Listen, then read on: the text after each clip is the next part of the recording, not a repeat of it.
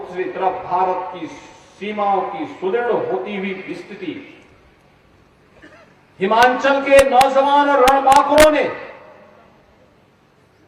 अपने जीवन की प्रवाह के बगैर मातृभूमि की रक्षा के लिए अपना सर्वस्व न्यौछावर करने में कभी कोई कोताही नहीं की। और यही कारण है आज प्रधानमंत्री मोदी जी के नेतृत्व में भारत की सीमाएं सुरक्षित हैं। जो दुश्मन पहले भारत के अंदर आकर के आतंकी घटनाओं को अंजाम देते थे, आज भारत के अंदर वे नहीं आ सकते, लेकिन उनकी माद में, उनके घर में घुस करके भारत का बहादुर योद्धा, वीर योद्धा वहां जाकर के कहीं सर्जिकल स्ट्राइक और कहीं एयर स्ट्राइक करके उनको ठिकाना लगाने का काम भी करता है। भाइयों बहनों, मैं आपसे पूछना चाहता हूं, भारतीय जनसंघ की स्थापना काल से एक नारा चलता था, एक देश में दो प्रधान, दो निशान और दो विधान नहीं चलेंगे। कांग्रेस ने देश में आतंकवाद की जड़ को पैदा करने के लिए कश्मीर में धारा 370 लगाई थी और कश्मीर में धारा 370 पूरे देश को आतंकवाद का दंश दे दी है। प्रधानमंत्री मोदी जी को जैसे अवसर मिला, कश्मीर से धारा 370 समाप्त करके कश्मीर, जम्मू कश्मीर को भी भारत का ही गणराज्य का हिस्सा वैसे ही बना दिया जैसे हिमाचल है, जैसे पंजाब है, जैसे हरियाणा है।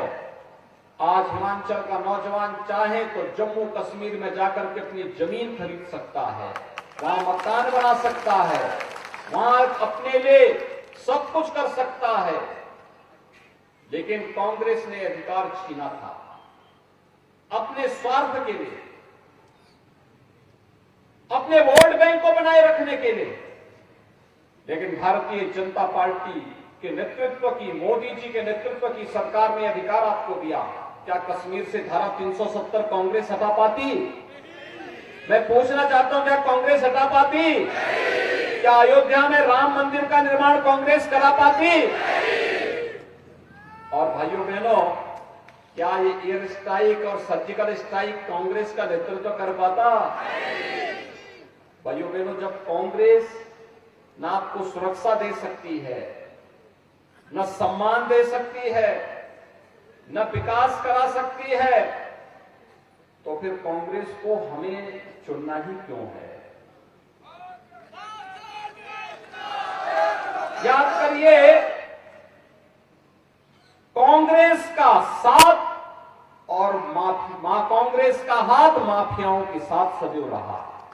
माफिया, हर प्रकार का माफिया, भाइयों बहनों, वह ड्रग का माफिया हो, वह पशु माफिया हो, वह खनन माफिया हो, वह भू माफिया हो, वह वन माफिया हो, ये जितने भी माफिया हैं, कांग्रेस का उससे बहुत नजदीक का संबंध है।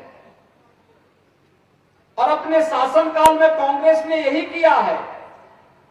आपने देखा होगा टेलीविजन में वो दृश्य, जब उत्तर प्रदेश में जब हमारी सरकार आई और वहां के माफिया भागने लग गए, तो एक माफिया ने पंजाब में आकर के कांग्रेस की सरकार की यहां शरण ली थी और मैं सुप्रीम कोर्ट तक लड़ा था, फिर उस माफिया को यहां से वापस उत्तर प्रदेश में लेकर के गया था।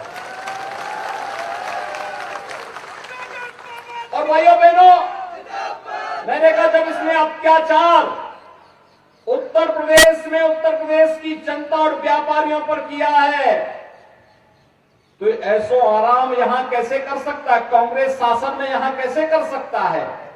इसको तो वहीं सड़ना चाहिए और इसके लिए वही कार्रवाई होती है। और हम लोग उसको लेकर गए थे सुप्रीम कोर्ट तक, एक लंबी लड़ाई हम लोगों ने लड़ी थी। और आज यही कहने के लिए मैं आपके पास आया हूं, भारतीय जनता पार्टी बिना भेदभाव के शासन की योजनाओं का लाभ समाज के प्रत्येक तबके को दे रही है, प्रत्येक तबके को दे रही है। प्रधानमंत्री मोदी जी ने 2014 में आने के बाद ही मंत्र किया था सबका साथ और सबके विकास का। सबके विश्वास और सबके प्रयास का, इस सबका साथ और सबके विकास का ही परिणाम है। हर गरीब को मकान की सुविधा का लाभ मिल रहा है, हर गरीब को राशन की सुविधा का लाभ मिल रहा है। कोरोना कालखंड में आपने देखा होगा,